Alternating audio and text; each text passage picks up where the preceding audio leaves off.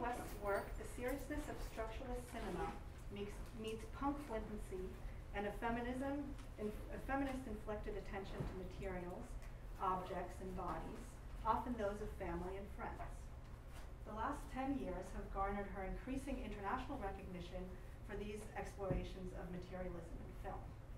She's also been called a magus of the California aura for the playful psychedelic chic art form, but also for her incorporations of such icons of California life as the guitar, the babysitter, and the soda pop. Working with the historical precedents of cameraless film, her work involves filming performances in front of the camera as well as performing on the celluloid itself, using fruit, boiled eggs, jam, darts, or people, friends, snowboarders, parkour performers, or people walking. She has produced 10 zine artist books that she gives away at her exhibitions and has lectured widely on her work and ideas about analogical thoughts and philosophies on analog film and digital mediums. She received her MFA from Art Center in Pasadena and her BA from the Evergreen State College in Olympia, Washington. Significant commissions include ICA London's Art Night, Turbine Hall at the Tate Modern, and the Highline Art in New York City, among others. Her work has been shown at the Palais de Tokyo in Paris, the Kunsthalle Schern in Germany, the Carnegie Museum of Art in Pittsburgh, the Drawing Center, the ICA in Philadelphia, and the ZKM in Karlsruhe. Her latest commission, Flashlight Film Strip Projections, was featured in the January 2015 issue of Artforum and recently traveled to Tramway in Glasgow. In 2016, Jennifer West will present a solo exhibition at the Seattle Art Museum in Washington and will also have her work screened for the film program for Dreamlands at the Whitney Museum of American Art in New York. West has been working for over 3 years on her largest project to date on film memory. Based on her personal cinema history of 300 films, it captures and reconnects the places, spaces, languages, and memories that are born from the cinematic experience. Thanks, Jennifer.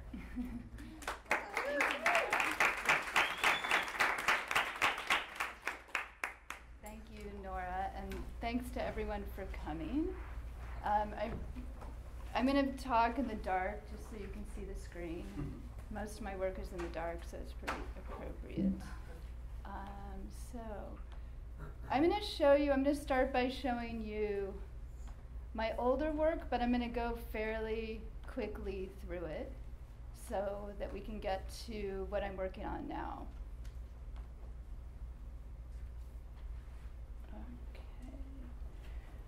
All right, so I started working with 16 millimeter film a long time ago when I was in college, and after that I continued to make both films and videos. At the time that I was making this work, we also had a digitizing machine in our college, and so we would digitize our work, and we were basically trying to figure out the very cheapest possible way to make work, which was to shoot on black and white film and digitize it. So for me, I never had this kind of attachment the way that some other people do about showing your work as a film projection, but instead was much more concerned with thinking about how I could circulate my work and get my work out there.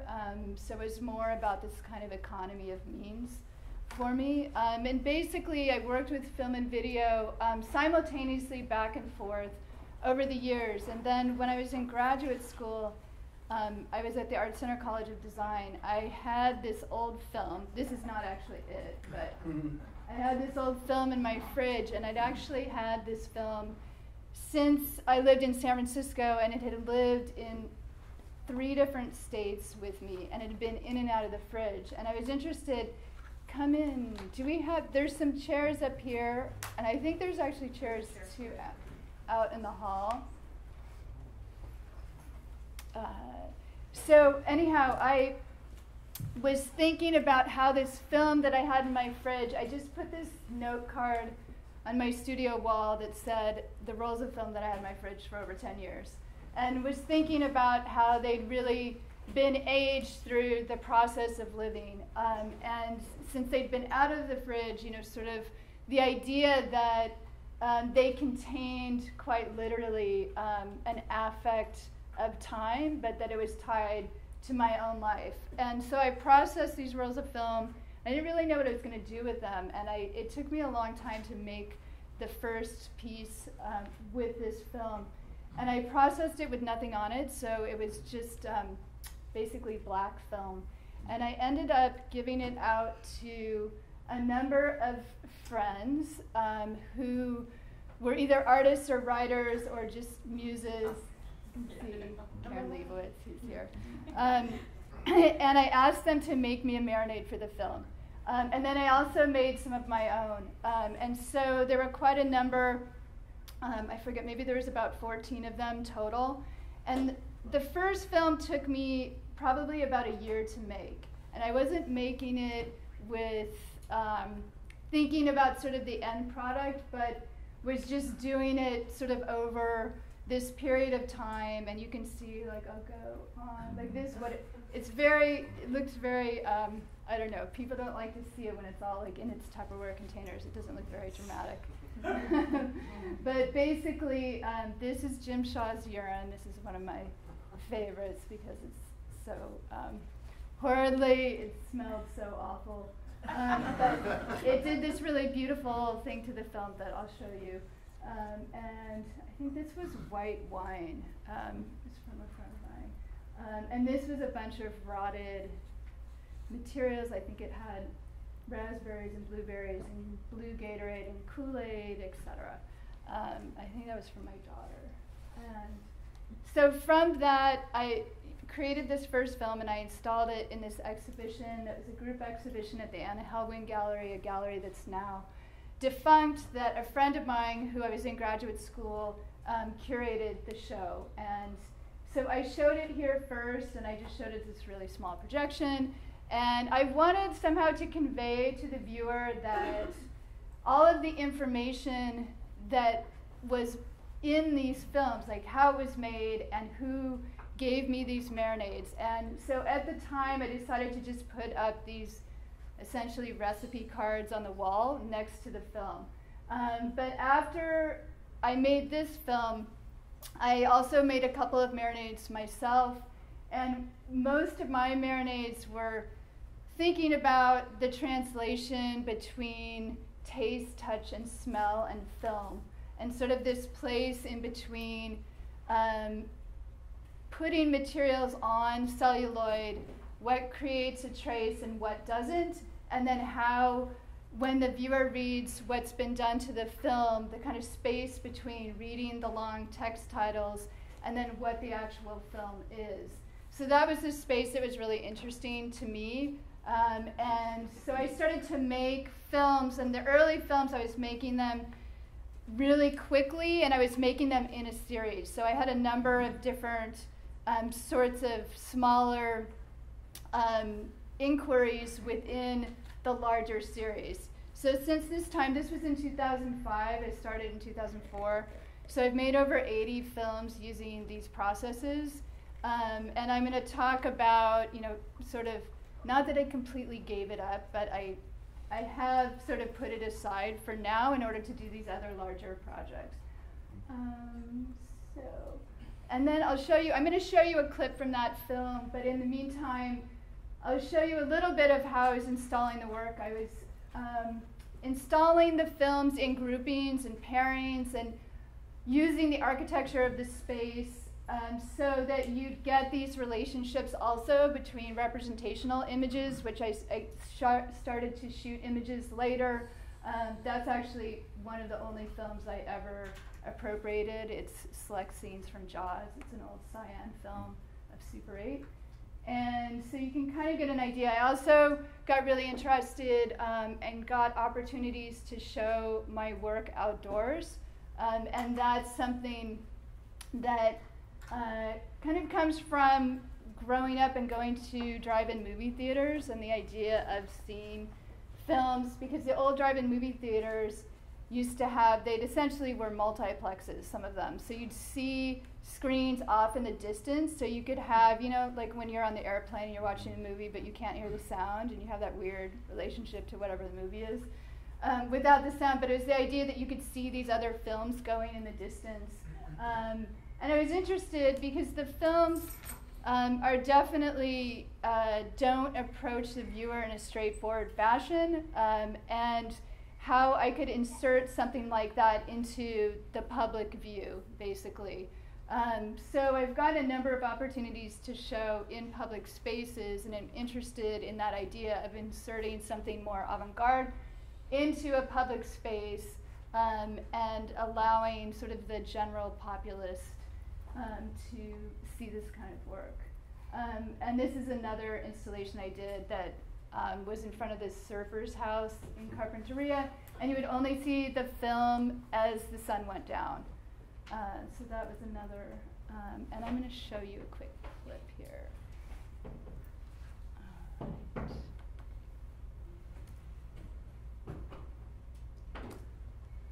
So this is a shortened version. You can come in. You guys should just come in. Come in, come in. 2 seats there, 1 seat here. There's three, There's actually. 3 seats. 3 seats here, there's 1 seat there. So this is Jim Shaw's urine, and you can see the kind of detail. The film was eroded, so this is 16 millimeter, and you can actually see the layers of the film: the cyan, the red, and the yellow. So you can see literally the layers that compose, at least film negative. Film print is actually different, but this is film negative. You can come in. The viewers want to come in. You can also sit on the floor here Yeah. if you want. You should come in.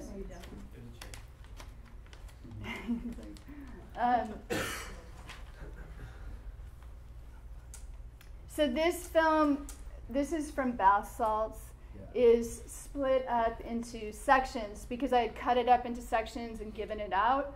And part of what, I think I was reacting to, and I come back to this again and again in my work, where I end up, sort of creating spaces for other people to also participate in the making of my work. So this idea of almost like a public bathroom stall, that's what I like to think of it, some of the pieces later. But thinking about when I was in graduate school, it was incredibly competitive and somewhat gnarly because I went to Art Center.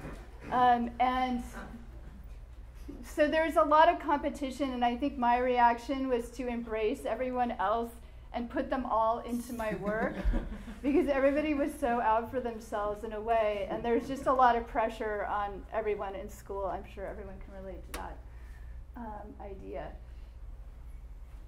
So the full film is much longer than this, but you sort of get a sense of what the materials do and how they unite to the celluloid. And I wasn't really interested in the science behind it or anything that was very one-to-one about it, but was more interested in this space between reading the title and then what the material was and the experience with the actual material. So after that time, I started making films, as I was saying, in,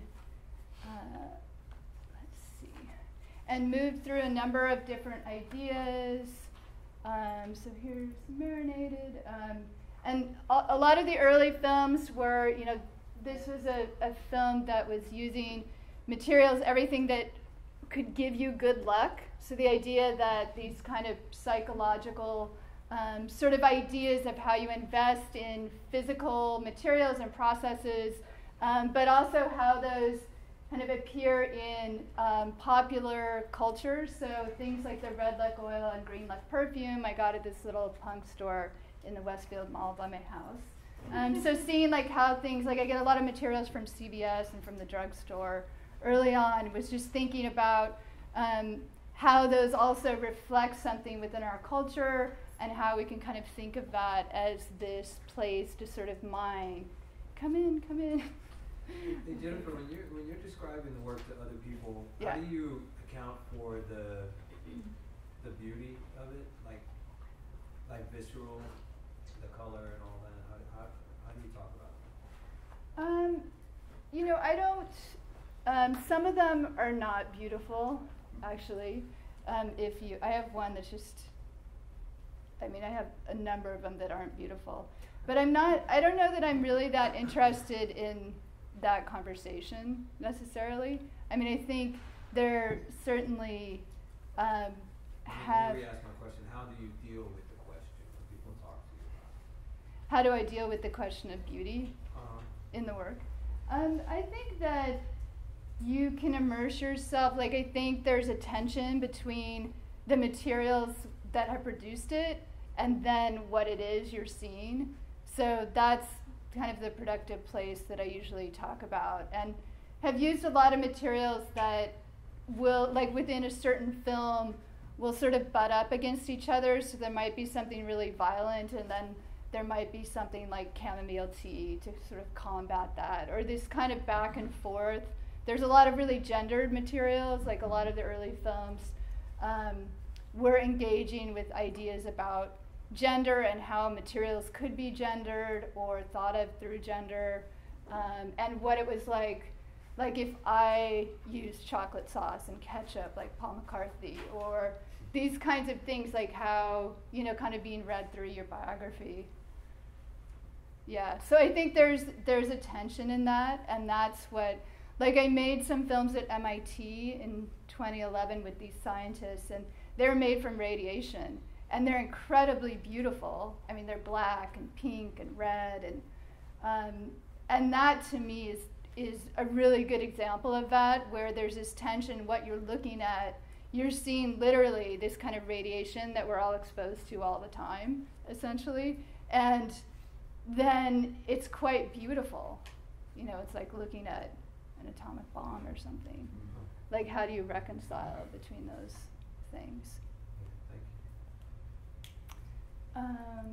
And I made a number of music films, sort of thinking about what materials are evoked in music and what it's sort of said about that particular genre. So these are all, and I'm not going to go too far into them because there's too many, and I want to get to the recent work. I also made a number of films that were investigating different sites across Los Angeles, kind of non-monumental places and locations. This one in particular was this beach access point that David Geffen was trying to spend millions of dollars to bar people from this access point being built, which was right next to the Topanga beach houses that were all destroyed in 1980. And I grew up in Topanga, so I just thought it was interesting how they just destroyed the houses in Topanga, and then they didn't destroy it in Santa Monica or Malibu. And interestingly enough, I'm teaching a class on Riot Girl, but there's a film I made with my daughter. And I also started working on 70 millimeter, so I sort of worked my way up. My PowerPoint is going crazy here. Through the film stocks, and was interested in having this wider space, and also thinking about 70 millimeter being sort of the ultimate IMAX format, right? And how I could take that and use it. So I've made a number of films on 70 millimeter as well. And then I was actively making zines throughout this entire time. Here's one zine, here's another one. And this really comes out of when I came of age and when I was in college, of this idea. I've been thinking a lot about it because I've been teaching about that particular time period and revisiting, really thinking about what it meant and what was happening in the world and where the sort of the DIY ethos comes from and why it was important to me and still is. So I think the zine for me really early on was, just the way that you could communicate something without waiting for someone to communicate it for you. So you don't need an art catalog, you can just make a zine, right? It's kind of funny to do them as you get more and more grown up and you're still making zines, but I actually just made a zine right here this past summer. So I haven't stopped doing it. But I think there's something about that. There's something about being able to give them away for really cheap or free, and being able to express something in this quicker way. that's different than, you know, a publication or a book. So I got the opportunity to make a number of projects in public, I mean, you can call them performances, but they're just films where I was invited to make a film in a public space as a piece. And so this was the first one that I made, and it was at the Tate. And I was spending a lot of time at skate parks because my son is a skater. He's since completely given it up, but and had this idea to turn the Turbine Hall into a skate ramp, and had the orange lines are film strips, so I lined the Tate ramp with film strips and then had skaters skating over them and marking them up with their wheels. So it was a different way of also recording an experience, and then when you see the film, it's just images of the clouds and sky with scuff marks. And there was an interesting sort of flipping on the way we even look at skating or think about it, or this sort of way that, I don't know, it's so amazing to watch someone skate, but then just in the end you don't even have the skaters, you just have these wheel marks uniting those materials. But also creating this more, this situation of really giving people an experience with the film strip. And even at this time, people were still very, very puzzled by the idea of what the film strip was and how it worked. And this was in 2009. I mean, now it's a whole nother story. And just sort of to culminate, I did a piece for the High Line in New York where I had the idea to create a mile-long film strip. This is, if you've ever been, has anybody ever been in a projection booth and seen this? It's pretty amazing. It's like the wheels of film that they use to scroll on. And basically, a short feature, a feature is anything over an hour, so that's 5,280 feet, which is a mile, which is the exact length of the High Line walkway. So that's how I proposed the idea of creating a mile-long film strip and taping it down to the High Line for one day. And I ended up filming the architecture. It was, at the time, there was a lot of construction and development, but it also had been affected by the recession. So there was a lot of halted, and then there was construction happening. There was halted construction. So I decided to film from all of these rooftops along the High Line and just kind of create this document of what once was, because now it's changed a lot from this time. So you can see this is the pit of the Whitney. So if you've been to the Whitney now in New York, that's what it looked like at that time when we filmed. And we actually filmed inside of it so that we could sort of have this trace of inside the pit and be able to have people ride on that and walk on that and kind of get it really dirty and have this document. This is one of the dirtiest films I ever made because it was covered in, we taped it down. It took about 4 hours to tape the whole thing down, and then people walked on it and drew on it. Almost immediately, people started drawing on the film and writing on it, writing hashtags, writing their name, writing where they were from. All the tourists were writing what country they came from. And that's where I say, like, this is essentially like a bathroom stall to me, in a good way, you know, because it's like representing this one single day, and they count people that go on the High Line because it's part of the city of New York. So they actually counted, 11,000 some hundred and blah blah blah. You guys can come in. They're outside. In. They like it out. They're all, okay. Anyway, so this is art students just started tracing it. Like, people did all kinds. There were people working out on it, drawing on it. People were mostly very, very polite. I actually wrote down everything that was written on the film.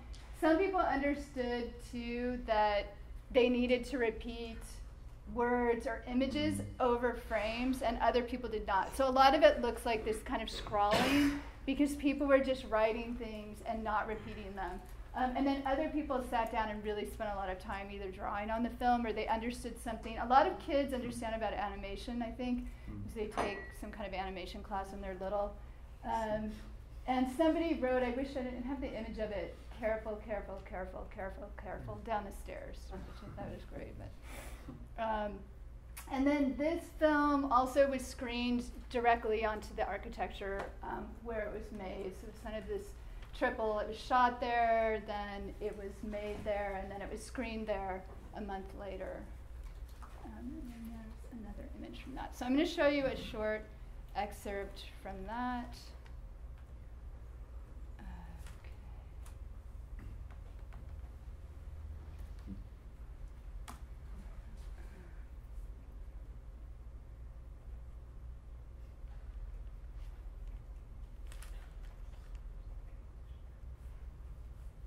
This is the Highline film. Mm-hmm. Yeah. And that's the construction pit of the Whitney. It's a standard. People could see the images. They were big enough people could see what they were. So some people were drawing around what was there. That's a solid wood sculpture.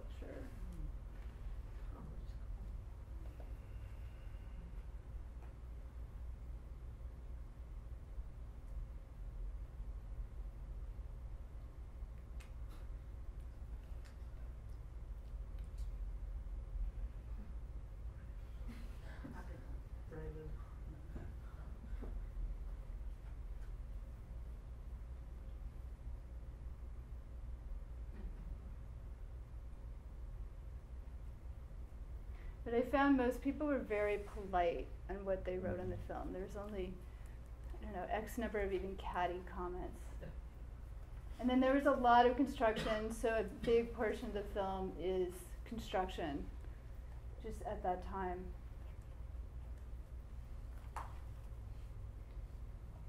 Would you censor something if somebody wrote? Probably not. I don't know. I mean, unless it was cutesy, perhaps. Cutesy thing bothers me more than... No, but I didn't censor any of it. It's all there. But I think it was people were being polite. It was just... But would you censor? Would I? Yeah. Probably not. No? I don't know. I guess it depends on what it was.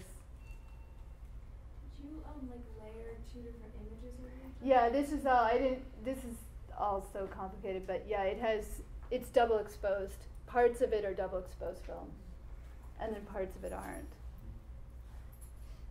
Yeah. Did the construction workers write anything or get involved, like when you laid it down, or did they not?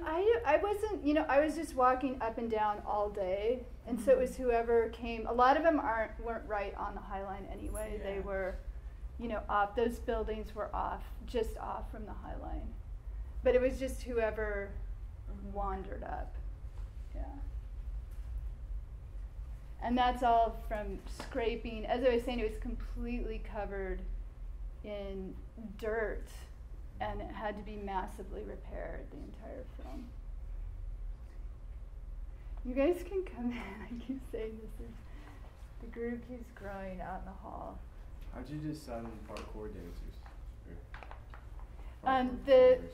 The parkour came out of thinking about, I wanted to have some kind of figures that were moving within the architecture, and I had learned about parkour and was really interested in their kind of philosophy around just moving through and tracing the architecture of a city.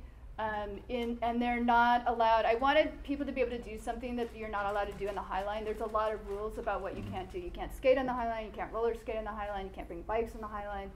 You can't do anything that would potentially damage the High Line. So I ended up working with contacting a group in New York and getting multiple people to be part of the so that they could be double exposed in and around the architecture.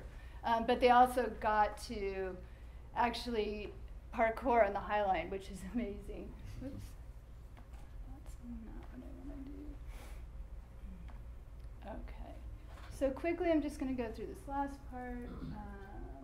Okay. So I just wanted to show this last thing because I think this is something I think about a lot. We were actually just talking about cable television in one of my classes.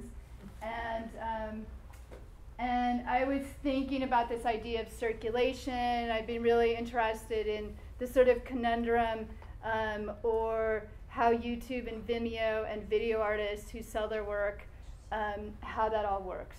And so occasionally I do these shows where I thought it was interesting, since when I first started making the films, it was before YouTube, just before it. And so once YouTube happened, like I remember when I first got my films on some kind of link, it wasn't YouTube, but it was something else, and I was so excited because I could just send them to people. I didn't have to send DVDs anymore.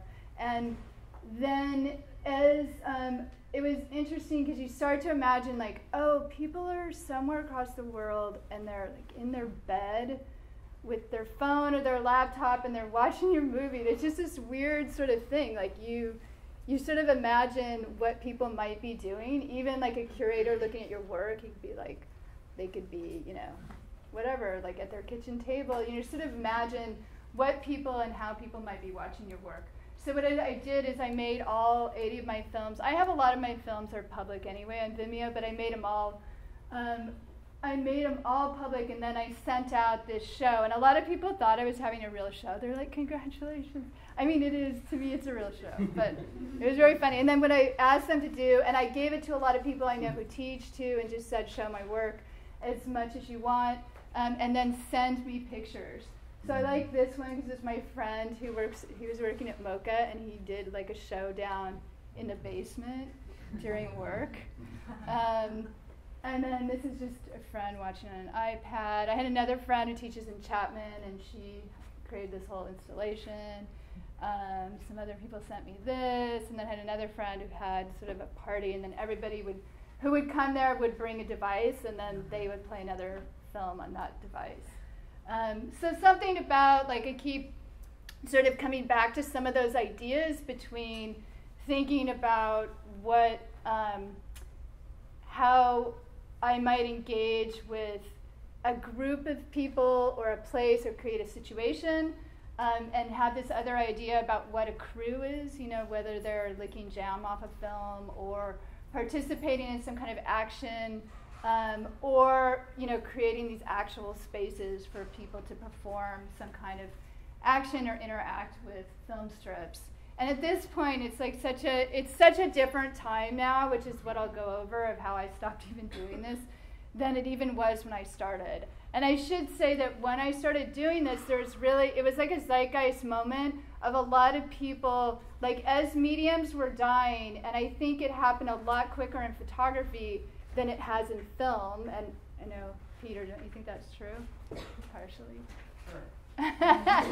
Well, it's just stocks started going out, a lot faster. So basically, there were a lot of people like Wally Beshti and Eileen Quinlan, and people were experimenting with processes, material processes with photography. And then there were, of course, like there's a huge long history of this, and it's simultaneous with the invention of film and the invention of photography, both. And so people did it, you know, over the whole last century. But right when it was kind of dying out, so right when I first started doing this, there was a lot of younger artists were doing it. I think it was just sort of this last gasp. I mean, that's what I look at it retrospectively. So there were a lot of shows around process-based photography and film at that time. And I think it's interesting to look at what everyone has kind of moved into and whether they're kind of continuing to do that. At the same time, this is a film quilt, and it was made, I saved all of the cutouts from over 5 years from my film, and then sewed them together with a sewing machine to create this piece, which from left to right basically tells the whole story of all of the films through these even single frames and through tests, etc. I wasn't doing tests in the beginning, but I started doing them later. You can see down to, I know exactly what each one of those frames are, and they have meaning to me. So that was, I made that first film quilt. Later, this is from the 1 Mile film. There was tons and tons of film that had to be cut out of that film because it was so highly damaged. So this is a much more kind of piece that was designed and actually sewn onto another surface. And after doing that, I'm actually creating a giant wall of film for my show in Seattle. So I'm building out this idea, and you'll see in the other piece I just did in Glasgow as well. So this is all film that's been exploded, and those are all nipple prints from another project. So now move on to this.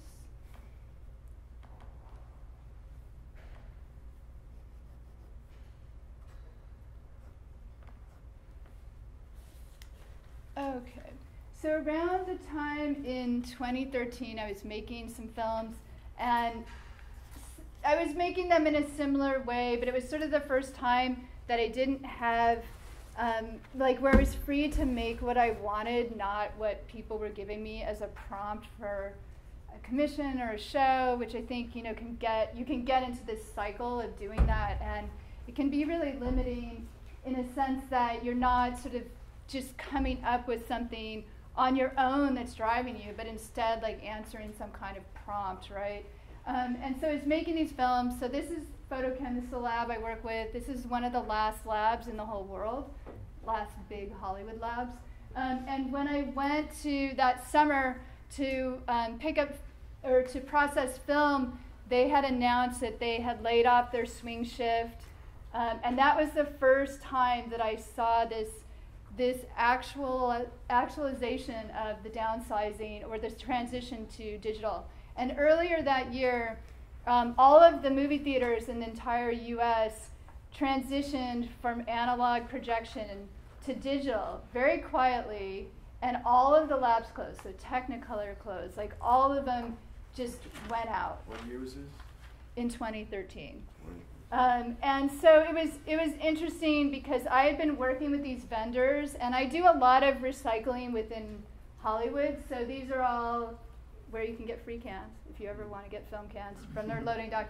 But I had been working with these people for a long time, so it was actually really sort of hitting to have them. This is their livelihood, and what they do is becoming obsolete. But it's also, you know, the future was suddenly uncertain. I was sending these emails like in the middle of the night, like, what's happening with my contacts there? And they're like, no, all reassuring. The next thing you know, they're gone. Like half of them, like most all the people I work with are gone now from Photochem. And this is another guy, he just retired from this place called Christie's. This is where I buy analog editing supplies. It's up in Burbank. And again, like I know these people really well. I've been working with them for years and years. And just like it's like a graveyard for old film.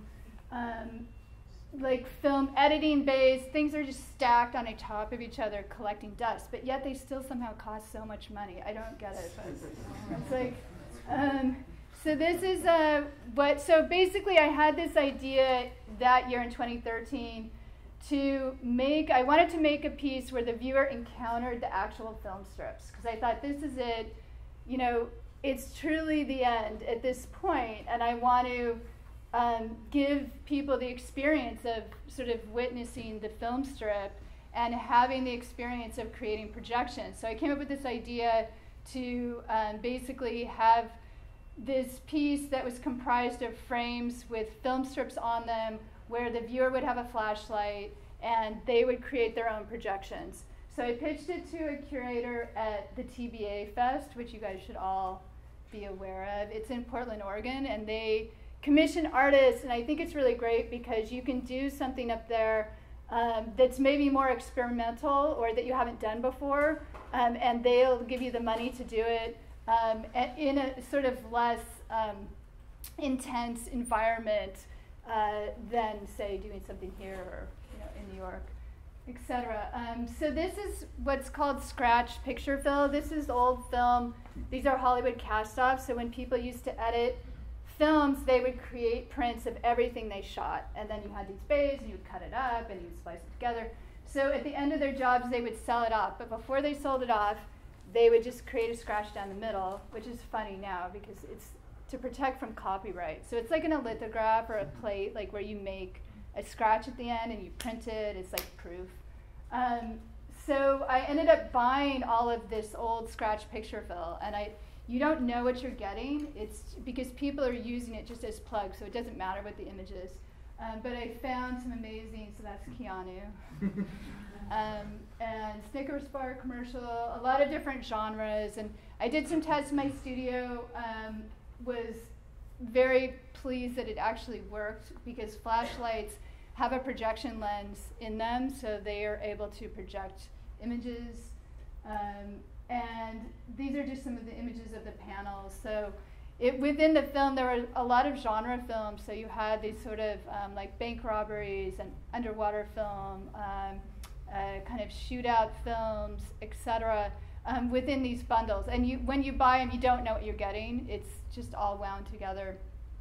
And during that time, I went to give a lecture in, where was it actually? Is it in Cincinnati? I'm trying to remember. I went to give a lecture, maybe it was in St. Louis. And there was a museum there, and they had a pre-cinema show. So these are all the things that came right before film became what it was, or sort of the cinematic experience. And in this exhibition, they had a lot of pre-cinematic objects, and these are, I think I have the card here.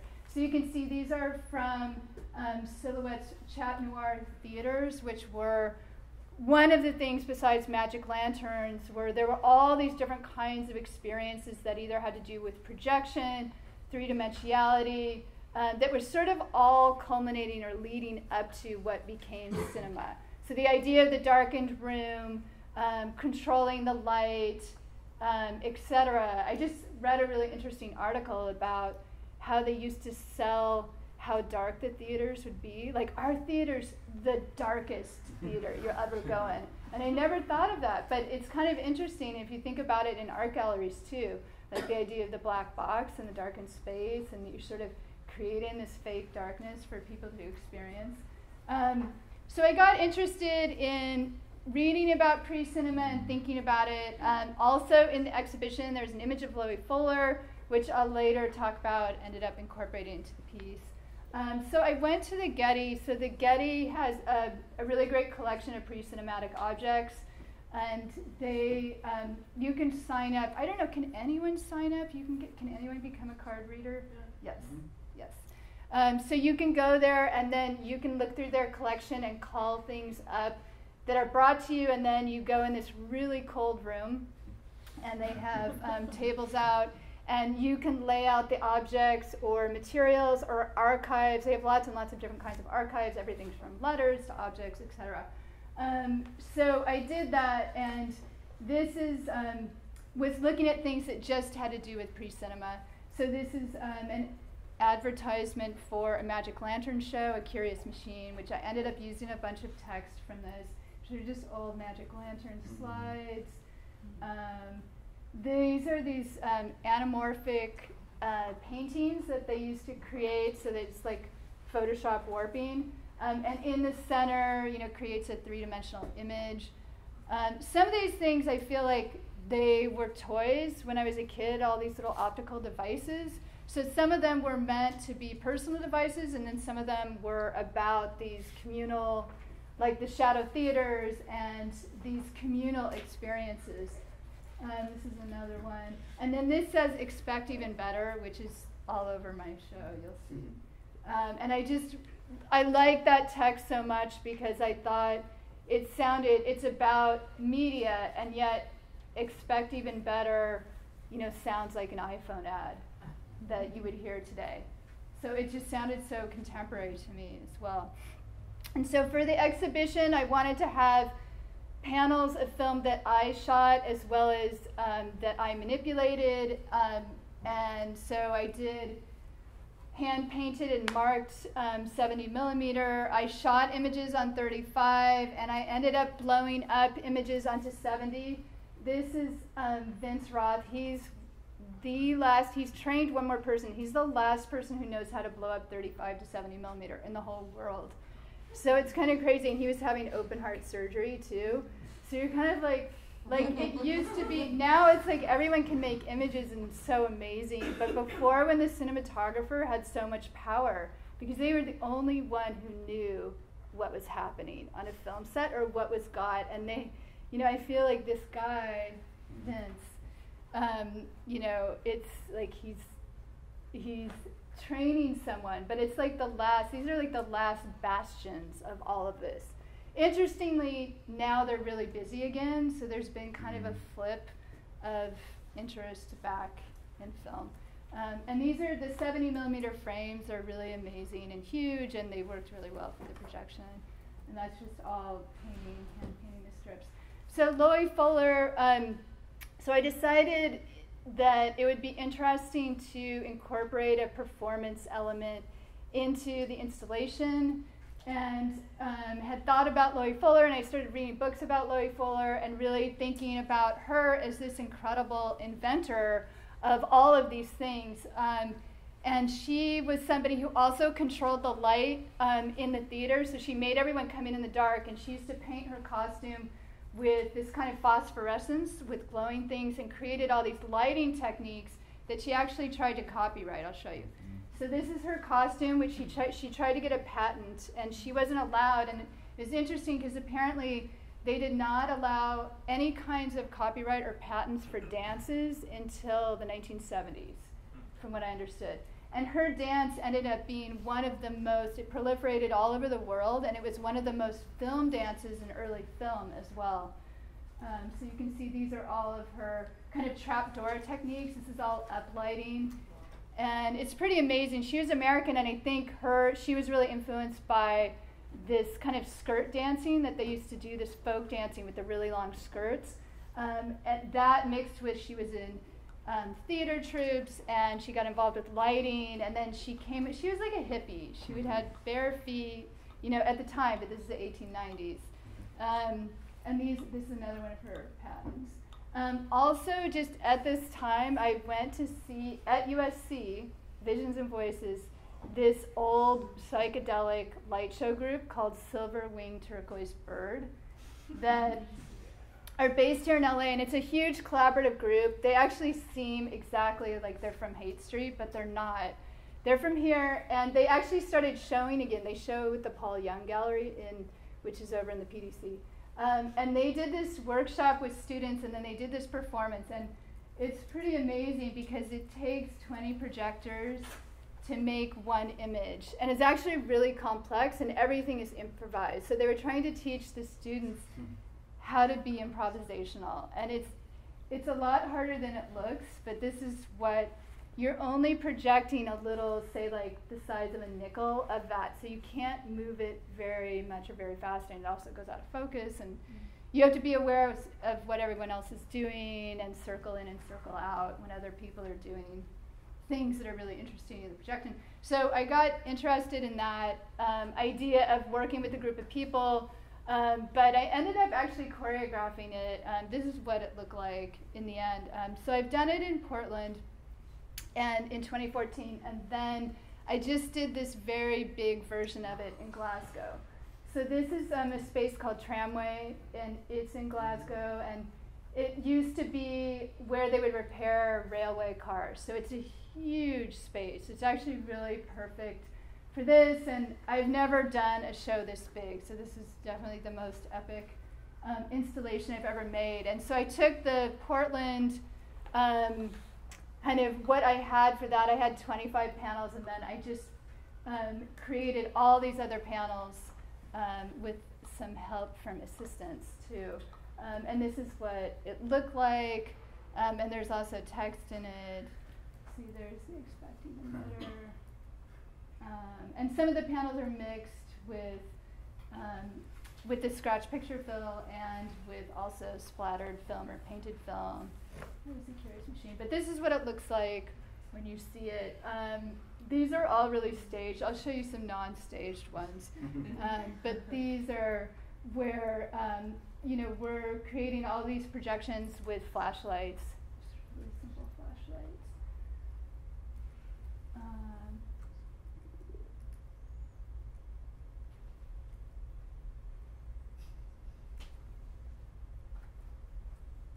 So these ones are all not staged. These are all from opening night. So this is like what people actually do in your piece.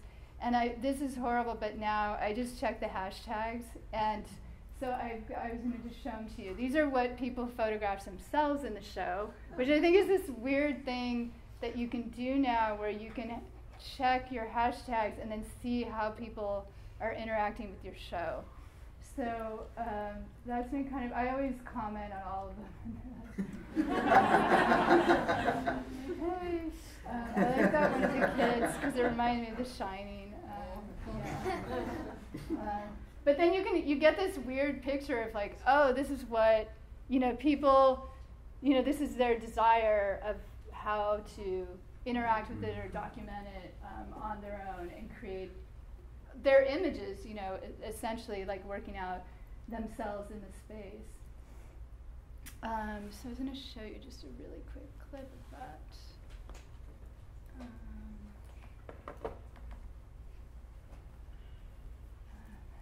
I got this great documentation, but it's really stylized because the guy who shot it is actually a really good documentary filmmaker, so he's doing a lot of rack focusing and things that I normally wouldn't do. But this is just raw footage, so you can see kind of how people actually interact with it. It also makes all these back projections off the back as well, which is all this kind of stuff. That's just shining, it's just reflections from the back of the film strips.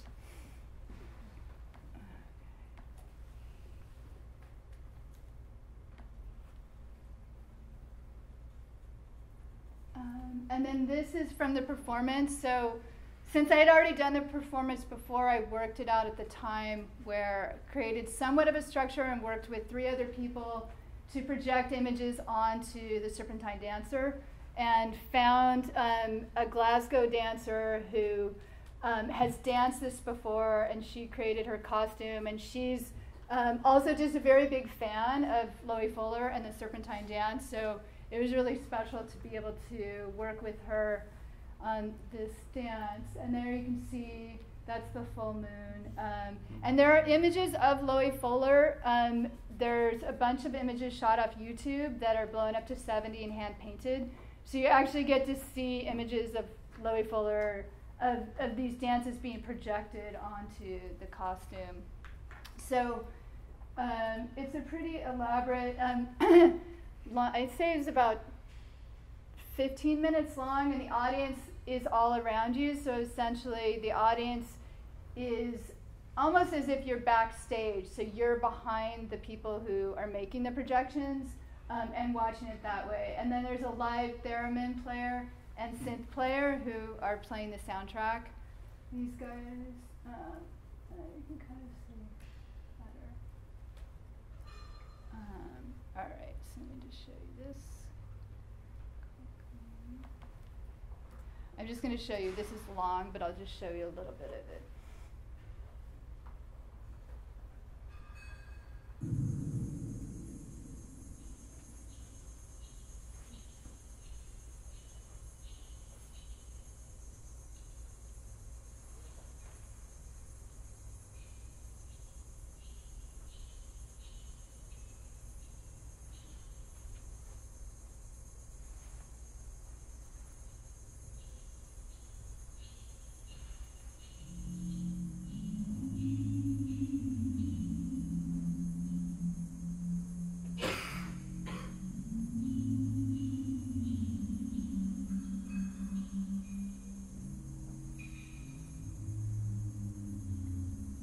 So it starts out slower. I'm just going to show you where she gets to her most dramatic. Let's see.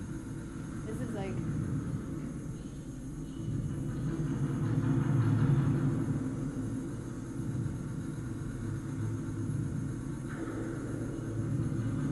So it starts out really slow, and then it kind of builds to this climax.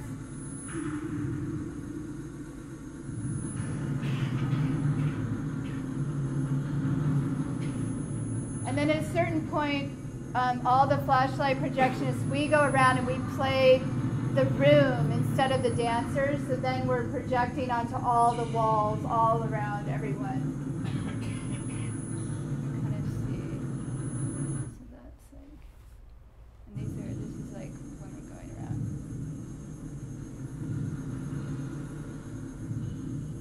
So we're also sending their shadows all over the walls too.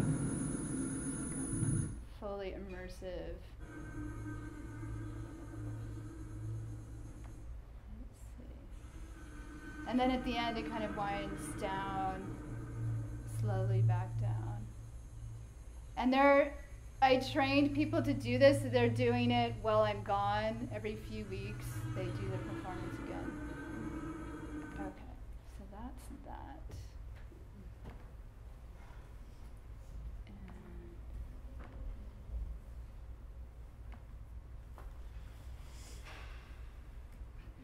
Okay, so I'm going to quickly go through this.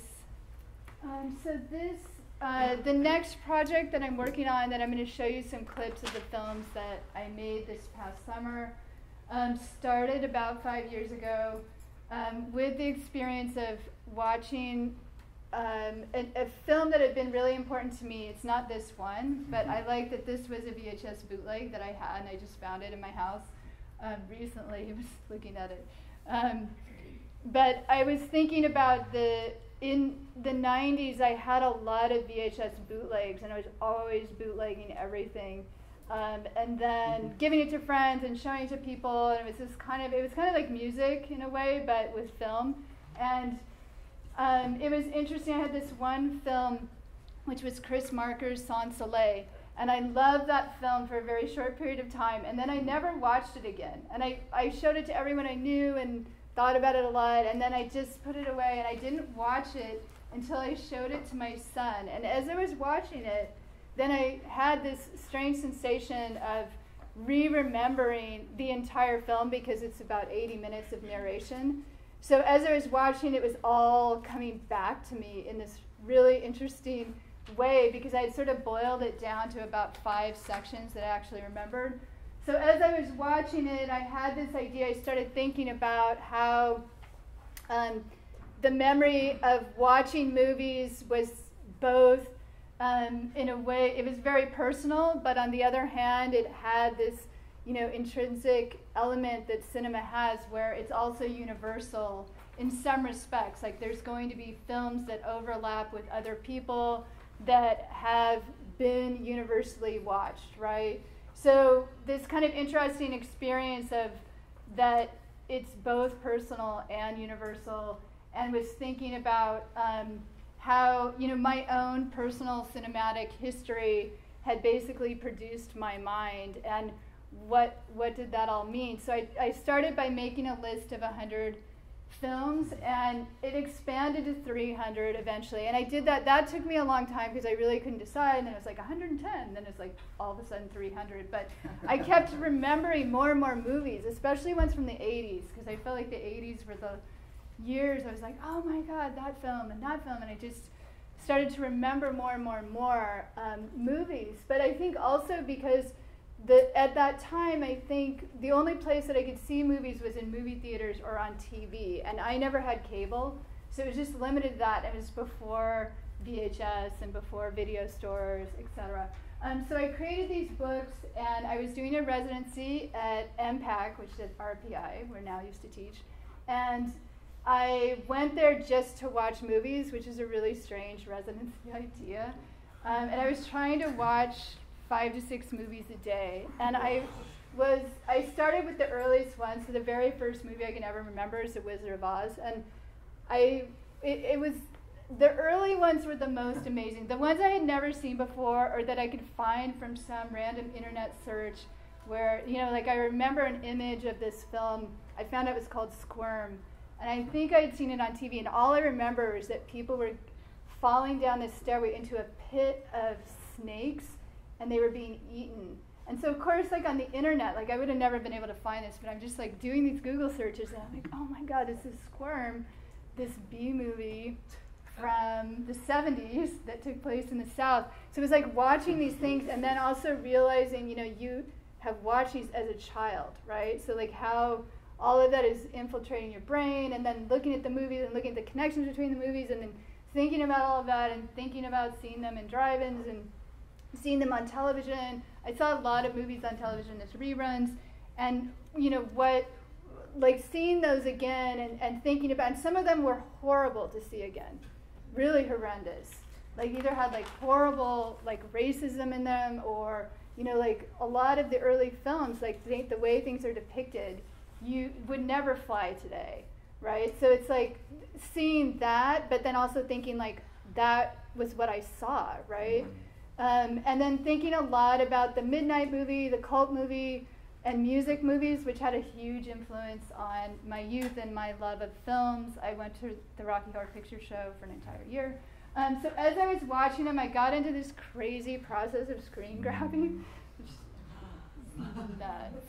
And I started screen grabbing things with the captions on, and then I had started Instagramming the project, and then I got really involved in just like teaching the project on Instagram, and so then I was Instagramming everything, and I mean it was pretty interesting because people started to follow along on Instagram. So then just like these really poignant moments, or like pulling out these things. That's why I was turning on the captions on everything so that I could have the text with them at the same time.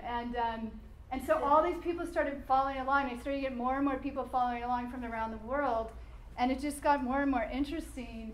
Cheech and Chong, Salt of the Earth. And a lot of the films, it's like obviously because I'm older, I've seen these films from before, and I had a really specific education too. So all the films that I saw when I was in college were really political, and so there's this whole element of that in there, and then there's all the cult films, etc. So people started to follow along and started to comment, and people started to tell me about when they had seen them, and they started to share things with me and send me messages. So I thought, well, this is, and I was talking to people because I was watching so many movies every day, so I literally couldn't talk to anyone, except I'd be like, well, in Ghostbusters then, and it was like, just, it's so interesting. And then you just start to see all this repetition of everything, and it's just, so I was just talking to everyone. I couldn't really even go out anywhere because that's all I was doing, so I didn't really have anything else to say. And so I started to ask people for their movie memories, because when I started talking to people, like I was talking to my daughter's friend's parents, and they grew up in Russia, and they were telling me how they used to watch bootlegs like secretly down in these secret places of American films, and they had watched Terminator, and there was two people that would overdub over Terminator, and they'd play all the parts. So they'd be like, blah, blah, blah, blah, blah, blah. And so I started to think like, wow, this is it's getting more and more interesting. Like the further you go out, just get these reactions. So I started asking people to send me, so I started posting this, and then people were sending me their movie memories, and then I'd ask them if I could repost their memories, and then I'd send them like a template, because I had this idea that I was going to draw their memories eventually onto film, unless I could get people to come to my studio to do it, so I was trying to figure it out. This one, interestingly, is from Glasgow. There's a lot of film melts in the projector from people who are older who actually experienced that. And yeah, so I started to collect those, and that actually became a piece that you'll see. I started reading Victor Bergen. So when I was doing the residency, I was talking a lot to the curator there, and she turned me on to a lot of things. And a lot of people knew I was doing this project, so people were just sending me all these different things to read on the subject. And Victor Bergen is really interesting because this is written in the 90s, but then some of it he has updates to that was written in the 2000s. So he's really thinking about how movies are remembered in relationship to this kind of scattered imprint that is both physical, like on buses and billboards, and in books and in reproductions, but then eventually becomes on the internet, right? So he's talking about like the imprint from any given film, and how we're constantly creating these, like sort of accruing these memories, or that you might even think that you've seen a film that you've never seen, through this actual process. So I thought that was really interesting, and I was just going to read you a little bit of what he said. A film may be encountered through posters, blurbs, and other advertisements such as trailers and television clips. It may be encountered through newspaper reviews, reference work synopsis, and theoretical articles with their film strip, like back in the day, they used to reproduce all the film strips. Through production photographs, frame enlargements, memorabilia, and so on. Collecting such metonymic fragments in memory, we may come to feel familiar with a film we have not actually seen. Clearly, this film is a heterogeneous physical object constructed from image scraps scattered in space and time. So he's really thinking about like how we start to construct things. And if you think about it, like any movie that comes out, how you start to see it physically around the city, and then also, of course, digitally. And then I started thinking about, sort of how these kind of fragments accrue online and how suddenly there's all of these things circulating and even re-edits of things, etc. And so you start to accrue these sort of experiences with a film, but in a very fragmented fashion. And then later he talks about, he was doing an internet search after the fact for Eyes Wide Shut. And he had said it had all but disappeared from the movie theaters. Debris from the Big Bang of its publicity explosion continues to drift through virtual space. Copying the title of the film from the page of my word processor into an internet search engine produced 76,200 results in 18th of a second. Seconds later, I had downloaded a QuickTime of the Mirror Scene trailer. So he's just talking about like that process or this like accumulation, and also like the ability to quickly capture something and be able to view it, right? So you have this different relationship to whatever has been isolated from those films by other people, and then it just keeps accruing. So I was thinking a lot about that, and I did the first sort of actual thing from this at MPAC in 2015 with Michael Holte, who is somebody who I went to school with. He was in the master's in, I don't even know what they called the program that was part of Art Center. It's gone now, but there was a critical studies type of program. And he was in that, and so we actually saw a lot of movies together in school, and we did this movie memory back and forth kind of duel, where we each shared 10 memories, which is really hard to boil it down to 10 significant memories. And we were talking about, I was trying to sort of isolate things that had to do with the double feature, with the Midnight movie, with musical soundtracks, which I think are a really big part of, kind of memory triggers for film itself, or that you might even have a soundtrack before you even see a film. Like there's the Grease soundtrack, for example. Like I think I had the album before I ever saw the movie. So that just goes through. So eventually the project, so I've made a couple of things since then. I'll just go quickly through. So the project is eventually going to be this very epic 30-channel installation that goes through each of the 300 films, and that I'm writing text. There's going to be text that's part of it, and images. And what I'm doing is I'm traveling to all the movie theaters and video rental stores and venues that I can remember, and then filming them there. So the first part I did was in San Francisco, and I was asked to do this Instagram residency by this organization that is in the Mission District called Cadist, which if you go up there, you should check out. And so I did this. So it's following along, recording. This one is one of my favorite because it's like so horrifying, but it's become a gym. So I was going back. So I lived in San Francisco in the 90s, and I guess I was at the height of my movie watching. And I had the experience of going to the video rental store all the time. And I think of that as my sort of secondary education, is just from the movie rental store. And there's several amazing ones in San Francisco that are actually archives. A lot of them had VHS archives. And when I was going through all of these movies, I was also seeing what had not been digitized yet and what had never even made it to DVD. So it was like also looking at how the controls and the copyright and circulation had actually functioned, and that will also be part of the piece. I mean, I think the technology is really tied into this.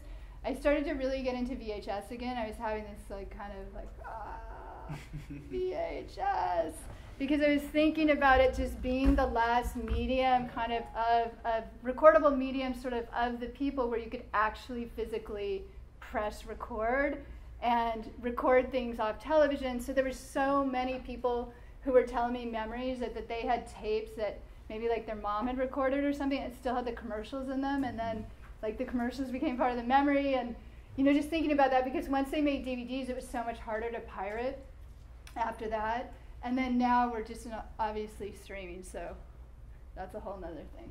And this is one of the hugest archives of all. I mean, people think of it like a museum because there's things that were in this archive, and it just closed, so it was actually still there when I went to film it. And it's been bought by a Hollywood producer who is inserting it into a new movie theater that's going to be downtown. So the idea, this is like this new thing that they're trying out where you go to a movie, you come out, and you go to the video store, and then you rent a movie. So I don't know how it's going to work, but this is, I mean, basically this is a museum. So somebody, and a lot of them have either become nonprofits or they've just gone bankrupt, etc. So that's Lay Video. You can just see it's kind of funny because it has Laserdisc on there too. It's like closed. And this is the old band CFA. So anybody who knows or has lived in San Francisco, that's like the top of the building. And I went to see films there. So it also has museums, it has art spaces, it has community spaces. And this is in the Roski, in the back. And this is the woman who runs it now. And then this is Craig Baldwin, infamous character, who is still running this community organization called ATA, Artist Television Access, that you did something there, right? Yeah, no, I was in a film, I was in one of Craig's films. Right, okay. Yeah, that he did. And they're still there, which is kind of amazing in the mission because everything is gone. I don't know how they can control their rent, but somehow they're still there. And then these are just like, that's a theater in Oakland. This is this club where they also used to show films called the El Rio. And then this is like the last word from, this is the last video store called Last Weekend. And they were just moving in, they were moving when we filmed them. And they had the video store since the 90s. And basically, they were talking about the double whammy of tech for them, which had to do with the prices being raised, but also people streaming, right? So it really did kill the video stores, obviously. But then also because of the rents, it made it impossible for them to survive. So that's why they're so, I mean, these guys are punks, and so they're just, like you should see, if you Google it, Last Weekend Marquee, there's hundreds, because they've been writing things like this for a while, because they're really pissed off about the whole thing. So this is, I'm going to show you a little bit of this film. This is a feature that I just made, and I'm just going to say really quickly.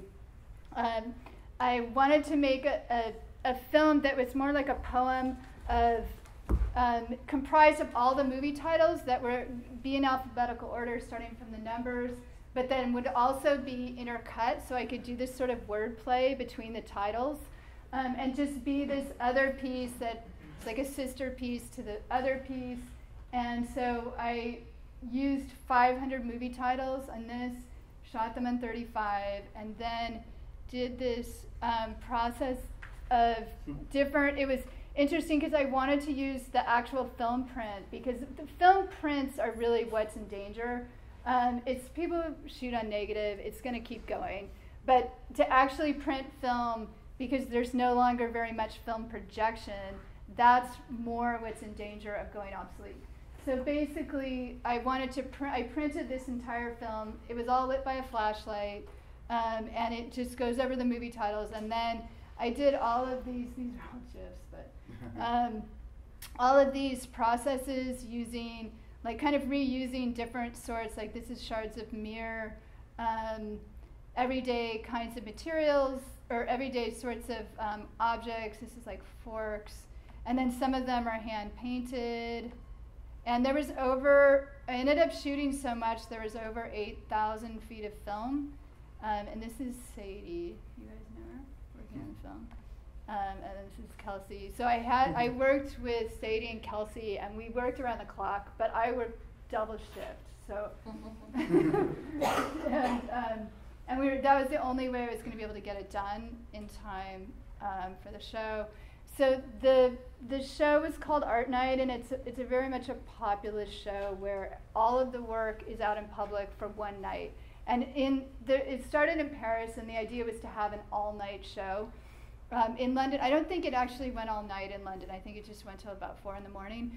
So all of the installations are in public places. So I ended up showing in this church, which to me was very weird since I was raised an atheist, and kind of like. But then I liked the idea of actually reusing a space, and it's so beautiful. And this is one of the oldest churches in London because it was saved from demolition a few different times. And so what I did is the film is being projected here, and then at the same time I have these film memory collection stations. So people were watching the film, and then I made a zine, and I asked permission for all the people who had sent me movie memories to reproduce them in the zine, and also to have them as examples that people could see, like actual film strips, so that people had some sense of what they were being asked to do. And pre-drew lines on a bunch of 70mm films, so you can see like here. And we also recorded people's stories so we could have a longer narrative than was on the actual film. So basically I was asking him to write the movie title and then think if they could remember how they saw it and where they saw it, and then the third part was why was it an important memory. And it was interesting. You'll see lots of people sort of ended up drawing different parts of it, but it's just all handwritten with Sharpies. So these are all, we had 2 different stations, or we did it in another location too. They wanted to do this. I thought it was kind of weird because it was away from the film, and I didn't know how that was going to work, but we ended up putting up these sort of representations of the film. And there was some really, this woman here, she had about 8 people going on the film at the same time. She's like, I know exactly how to do this. Because it took each person a long time to draw on the film. So that's all people. And a lot of people was kind of, they're looking up images on their phone to draw from, which is just a natural thing. Yeah, this is one of my favorite, Enter the Void.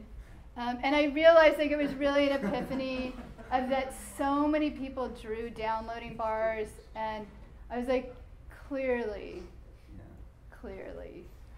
it's all about downloading. So I'm going to show you a short section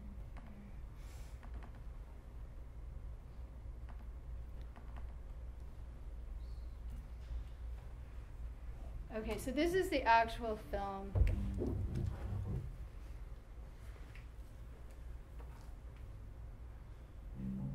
And this is just a short version of it, so it's not actually how it is.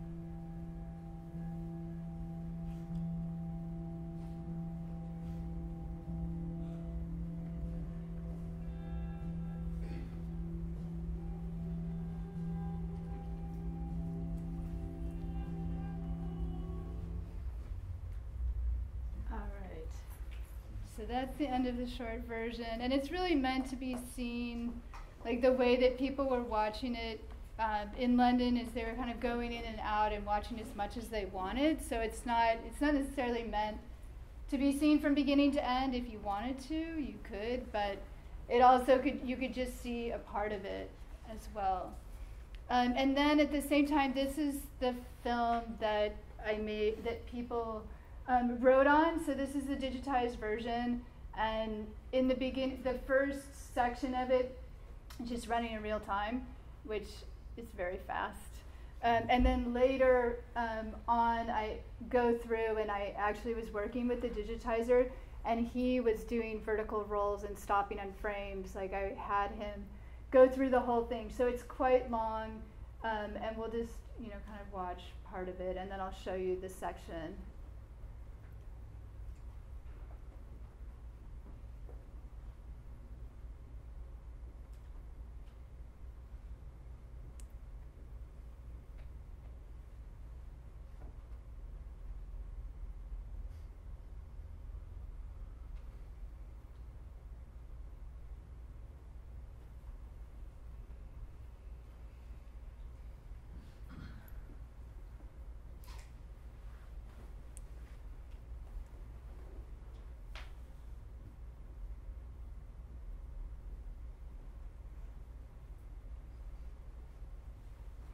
And a lot of people were writing in other languages, which they would ask me. I mean, if I was there were these two different stations, and I said, yeah, that's fine. And I don't know what I'm going to do with the longer narratives that people wrote. I haven't sort of figured out what to do with those. But I'll probably try. I mean, this is very specific to London, but because it was art night, and there are obviously people from all over the world in London, so... But there is this specificity too to much of the sort of theaters that people are talking about are based in London or different parts of the UK, but really from all over the world. And I think it would be interesting to do it in other places and sort of keep collecting them, because wherever you did it, it would be quite different depending on where you were, like what region, if it was in the US. And I haven't figured out if I did it in another country in a different language, how that would actually work.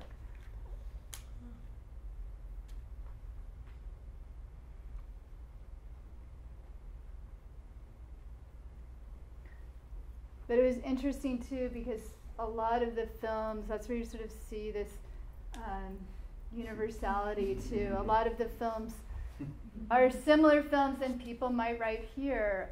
But I have to say, talking to a lot of people in London, they've seen so many films. I always feel like in the US it's about kind of subverting popular film here. Like you take it and you make it yours in some way, like kind of subvert the original intention of a Hollywood movie. Whereas there, I feel like people really... At least a lot of the people I talked to had seen, I was like, I can't believe. They'd be like, oh, is that the Tarkovsky soundtrack? And, they knew everything about film. It was really interesting. So this is the part. So I went through and kind of froze and did this live rolling of the films. And I'll kind of just skip forward a little bit. But this is it. This is the last thing. And I did want to say, like, I'm really indebted to Kelsey and Sadie, who helped me on that film, because I could have never done it without them. And a lot of the animations were, things that they did on the film. And what we would do is, because they hadn't seen a lot of the films, and so we would look them up, and I'd try to, because we were I was trying to explain to them, that's how I had all those screen grabs, like the essence of a film, so that we could come up with a way to manipulate it. And some of them were just really hard. Like, what are you going to do with a Holocaust film? Or what are you going to, like, how are you going to approach, like, what you do to it? Some of them were really easy. You're like, oh, Kill Bill. And it's just, you just knew exactly what to do. A lot of the really violent films, we just did really violent things to the stock. Yeah, so it goes on like this. So we could just talk now.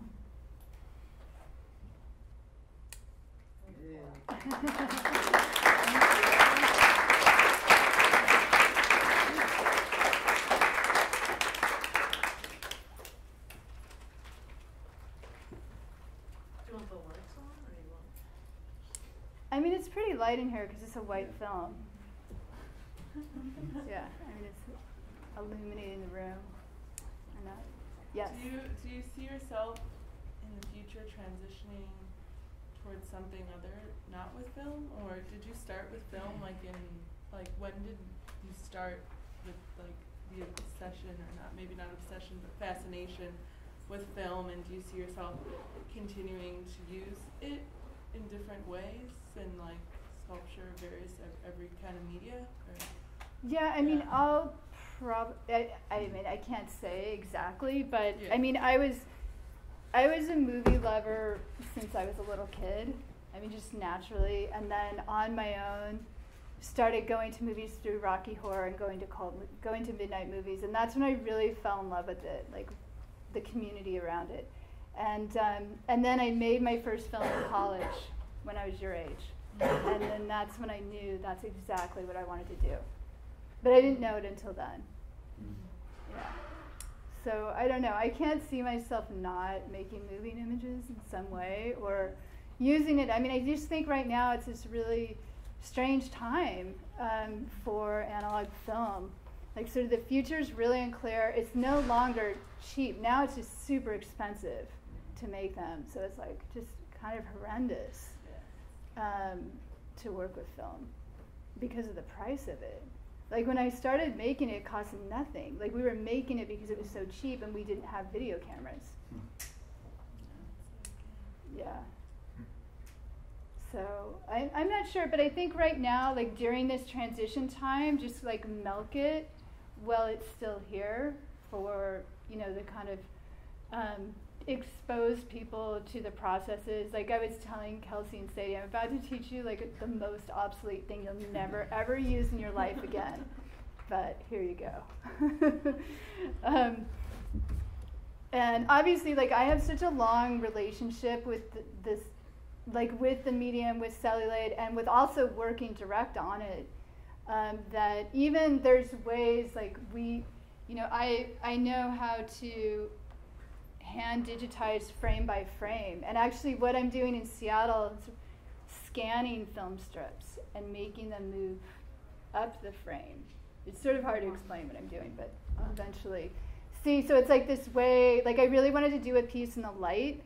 That was my desire, is to make a wall of film and have it shown in the light and have people be able to walk all around it and see it. Because I think a lot about like the tangibility of seeing the physicality of time, of the medium. Like you're, you know, when you're watching digital works, which I do all the time, like you lose sense of like, when you think of a mile of film, like you're just, it's like an entire wheel of time, right? Like it's so much.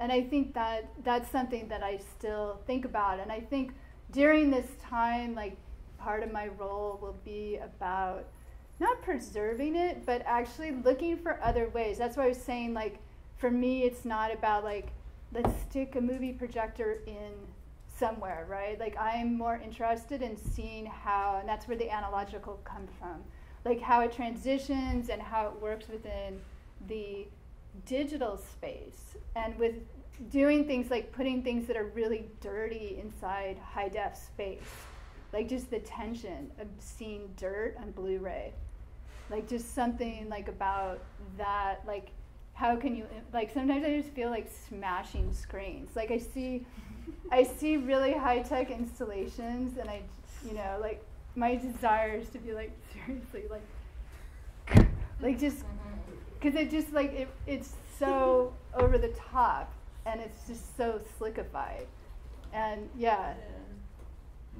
So, but I think like the tension between putting something into that space too is really interesting. That's been like slashed, or that's been physically altered. I have a question. Yeah. Kind of a weird question. So how do you feel like, I don't know, all these films are like pretty old for us, but also I feel like for you, and they remind you of, you know, like childhood, I guess, a lot of them. So how do you feel like nostalgia like plays into the whole project? Because I feel like a lot of it is, it's like so material based, but there's like this whole aspect of nostalgia that's like super, super strong. And like how do you, I don't know, work with that?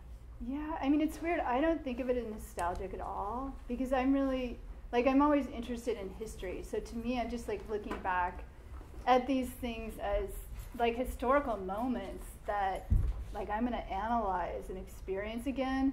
So I don't, it's strange, it might seem as nostalgia, but for me it's this kind of archaeology of history. And looking at that, and that's what I was saying, it's there's so much repetition and echoes between the films, you just start to see, I remember when I watched Godzilla, and then I watched Jaws, and it's Godzilla is all about dealing with the H-bomb, right? So they're and there's a professor, right, and they're dealing with the morality of what's happened, all these questions, what do you do with scientific discovery? What are you supposed to do with the morals around that, right? So that's the question in that film. Then I watched Jaws. So the character in Jaws, I don't know, has everyone seen Jaws? So the one guy, okay, so the one character in Jaws who he's been in the war, right, and he's been overseas, and then he talks about, and he has this tattoo, and I think his tattoo is of a shark, and then he talks about how he's in the water, and he's stuck in the water after they've set off the H-bomb. So it's this weird thing that's here. So I was looking a lot at films, how films deal with their own history too, and with each other's history, and how there's a lot of echoing 20 years after. So you see a lot of films that are about things 20 years prior. So that's why I think we'll see a lot of films about the 90s now. You can't even start to kind of think about what something means until a certain point after it happens, and then you start to look back on that. So that's why I was oh, this is so interesting to see these connections from two entirely different places, but yet, obviously here on television, all of us are watching Godzilla, and not only Godzilla, but the son of Godzilla and all of the other ones, right, are on TV, on mainstream TV, anybody could watch them. Yeah, so I think, it's interesting because a lot of these films, and also because, I'm a teacher and I read a lot, and I have a lot of really old films in here, because I've given lectures on them and thought about them. So it's really early films, about split screens, and you have some of the earliest movies in there, The Life and Death of a Hollywood Extra, that are the original critique films, and the first films made by women. There's all of the original films made by women in there, things like that. And so it's it has this nerdy element, certainly, about film history in there, but then hopefully it has enough, and that's where it's supposed to be, because I think it has Jackass in 3D, and a lot of current films, or films kind of think of how all of those things fit together in my brain, and not elevating anyone over another, but just that every approach, there's a lot of documentary films and a lot of Hollywood films, and also lots of avant-garde films from all over the world, and how that all kind of comes together to, for each individual, whatever people have happened to see. That's why I thought it was interesting in London, because even the young people, I was oh, this is so interesting to see what people are writing on the film, but I was wow, it's so similar. That's really crazy. Yeah. Stephanie. So you may have mentioned this already, and I might have just missed it. Okay. When you were creating your log that went from 110 films Right. to 300 films, Yeah. was there a set of criteria that you created to determine the films went into your log? And Yeah, I mean, originally the 100 were, I just wanted films, because when I was young, we didn't see as many movies as people do now, where they just watch DVDs constantly or something, or stream things. So I had significant memories. I remembered, I remembered seeing Hair. I remembered seeing The Wizard of Oz. I remember seeing that crazy movie where the people got eaten by snakes. I remembered seeing certain films, but it really wasn't that many in essence. But then the more I started to remember, so the original thing was that something that made an impact on me in some way, and it didn't have to be necessarily that it was a good film. I have Halloween 2 in there, for example, but just that had, and some of them were just tied to personal situations of how I saw them. did you focus on a certain age range? No, it was my whole life. Oh, wow. And then the problem is I was still seeing movies, so I was just adding. But yeah, no, and then I wanted some that represented, pretty much every era though. But it was all about just how I encountered them. So my education, where I lived, like the regions I lived in, like encountering things like how I was saying I saw a lot of music films. So I saw The Man Who Fell to Earth because of David Bowie, and these are really experimental films, but I was only seeing it because of the music. So I was interested in that way, like how you would come to know something, which I guess is the same with music or with other kinds of art forms, like someone tells you about it or turns you on to it, or somehow you get led to it. And so that was the original thing, and that's what I was saying, I just couldn't stop because I had too many films. And some of them I hated, or some of them, it wasn't about whether they were a good film necessarily. Some of them were. It's just that it would make an impression. Maybe except from the last piece you showed us, or maybe some other ones, I guess all the films are silent films. I mean, because we're talking about image all the time, but like cinematic experience or film experience is always with sound, or not always, but usually. So I wanted to know what is your relation in your work to sounds? And I wanted to ask another question about the duration of the films, because I noticed they are very different. Right. Yeah. But I want to know how you determine their length. Well, all of the early ones were on one roll of film, which is 2 minutes and 52 seconds. So it's just kind of taking like one 100-foot roll and working with that. And then as it started to expand, some of them, I'd say like, oh, I want to do one that goes from color to black. I'm going to transfer it to black and white, and then I'm going to make a print of it this way. So I'd have 3 rolls, so it'd end up, 3 times 2 minutes and 52 seconds. And then some of them have cuts out of damaged film. So it was really dependent on the film, but most of the early ones were all a certain length. And then when I started making them, regarding your question and sound, there is one, the Jaws film has sound. Whoa, sorry. Yeah, you can just turn on the lights. The Jaws film has sound, but most of all the other ones don't. And in those ones, like all of the early ones are not about film. Like it's just that last one, or this last project that is about cinema, and about the cinematic experience. Most of the early ones I would relate to other forms of art and other ideas. And just from the very beginning, I couldn't figure out the relationship that I wanted to sound. And so I just made them silent, and I was also interested in being able to show them in spaces with sculpture and photography and other kinds of works of art too. And there's always a problem with that with sound, of course. And so that's how I started making them silent. And I think they have a different sort of, there is a long history of silent film too, even though silent films would be scored. But in avant-garde film, there's a long history of silent film. It's sort of brutal, right? You're like, because there's no sound. It was actually really interesting to work with sound. Those are all, the film title piece, it's all soundtracks. And it was challenging in a way, but then it was like, oh, because every soundtrack is just, I don't know, it's just like. No, it's interesting because when they don't have sound, they use titles, but when you use titles, you use the sound as well. So it was like. Right. There are some other text-based films actually that don't have sound as well. Okay, you have it, and then you, yeah. It seems that at some level your work, a lot of it is about celluloid as a material. Do you have any, and you've used the term archaeology, so I wonder, what do you think about the document that you're creating? It's a document of documents in a way, right? That document our cultural frame of reference. which has sociology implications.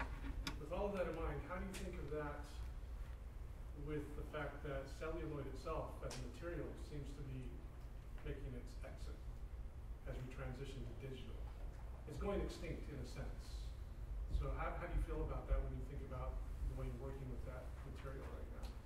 Yeah, well, I think you might have missed it. I was talking about I came in late, so I how I'd made all these films and then, had an epiphany through the people that I work with who are my vendors at the labs in various places in Los Angeles, when I realized that it really was the end.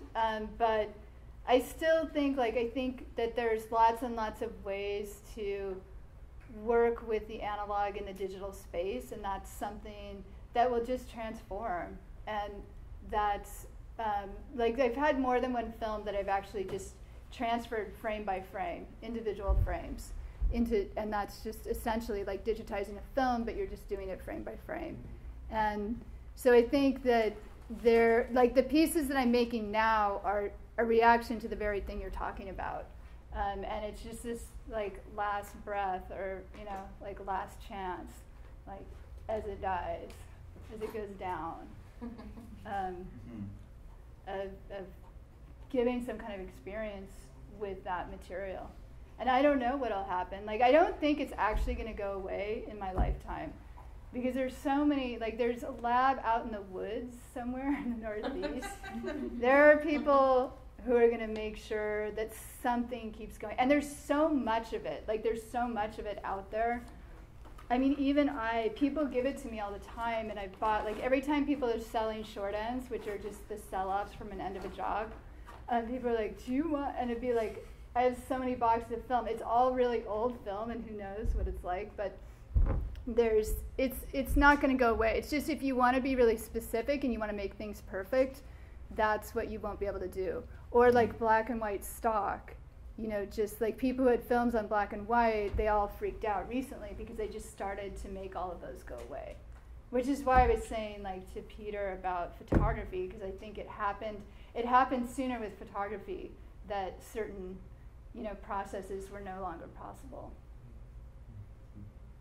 But there's a lot of DIY people out there, and there's still film collectives. There's the Echo Park Film Center here, and then in London there's this huge film collective of people who, they don't even have any film labs in London anymore, which is shocking, because London was the heart of film. I mean, it was one of the original places. And so now people have to send their film to Belgium or to France. So it's it is really happening.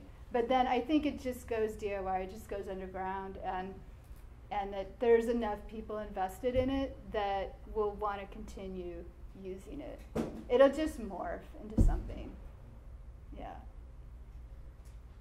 So you had a question? Yeah, I really liked how you used this Instagram, because it was kind of interesting that you would use it. I don't know why. It was You're she works with film, but then she Instagrams? Yeah. Oh my God. So I guess my question is as your work goes farther, how do you see Instagram continuing in your work? And you used it felt like a collaborative tool, I thought. And so I thought, I don't know, how else do you see that in your future? Yeah, I mean, I'm sort of confused because I have to go.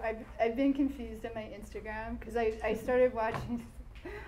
Over the summer, I just went on this, I don't know. I started watching Godard films, and then I watched every Godard film all summer, and then I only watched Godard films. So then I would just, I think because I'm a teacher too, that I have this sense of teaching, and then I just started going on this thing about music videos lately, so then I was doing that, and then it's been sort of fragmented lately, and then with the Riot Girl thing, it's been a whole nother story, but yeah.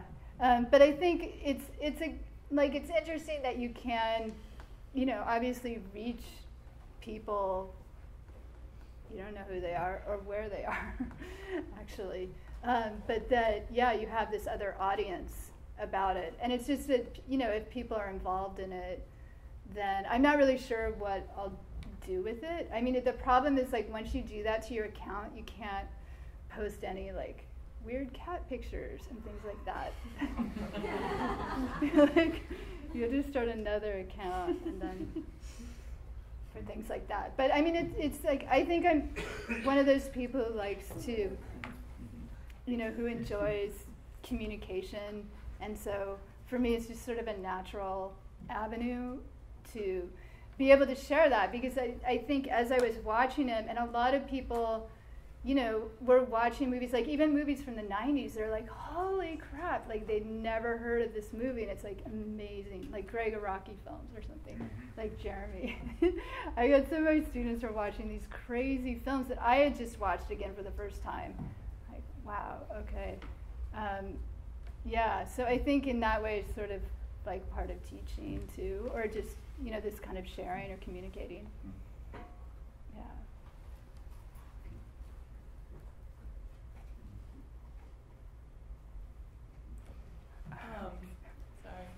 Sorry. So yeah, you mentioned like you're interested. I guess it's not, like you said, it's not really preservation of the film or analog media, but have you ever thought about like doing the opposite, like destroying it, or I don't know, like just I'm intrigued by the fact. Destroying the film itself? Yeah, what do you do with the film? Like, oh, after where they're is the produced? film? Yeah, have you ever It's thought in about my house. It's all So you it's all in save it all. boxes. Yeah. And actually all of this stuff, since I got barred, I used to have this place that let me put dirty film through the machines from 2005 to 2010. And then during the recession, all of these places closed in Hollywood, just tons. And they literally just, like, their doors closed and they were gone. It was a post house. And this woman, her husband had gone to Cal Arts in the 80s, and she's like, this is amazing. She loved it, and she let me put all the dirty film through, which you can't do at a regular lab. So then I had to start making copies of it, and then they would digitize my copies. But it's good that I did that, because that's another archive of the original. And recently I met with the Academy of Motion Picture and Sciences, which is actually a huge proponent of experimental and avant-garde film. So the person who's involved in LA Film Forum, this guy, and actually the main guy of the whole Academy. So you know the Academy Awards? What they fund is the preservation of films. So you can go over, it's like kind of amazing. They're like, they make so much money off the Academy Awards, but it's going to this incredible cause. Whoa. You could just turn the lights on. Yeah, so the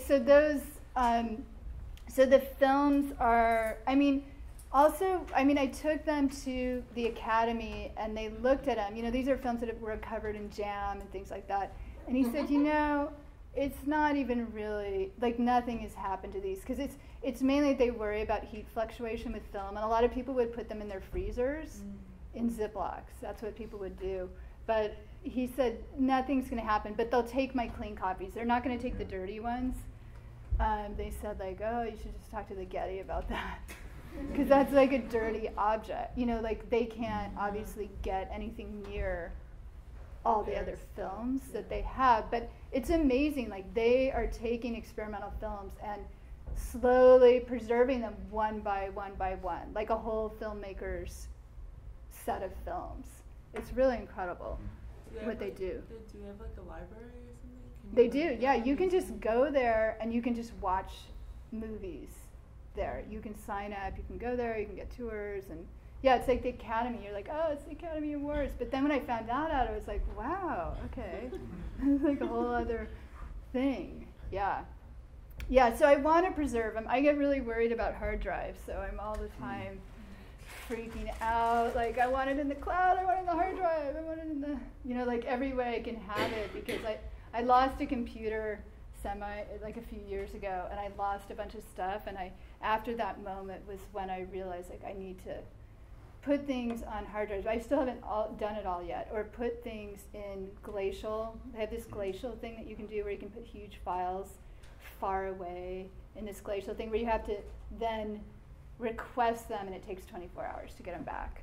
But something for huge files, like if you're talking about a film that's, you know, 500 gigs or something, yeah, then you preserve them, and then they're there. I worry about digital more. I'm like, I have it all here in boxes, but I just like worry. I feel very like, I'm like, they're on hard drives, but like the hard drives fail, and then you can copy them over to other hard drives, and those hard drives could fail, and then their ports become obsolete, and then Right. and you're not even really sure where everything is. Yeah.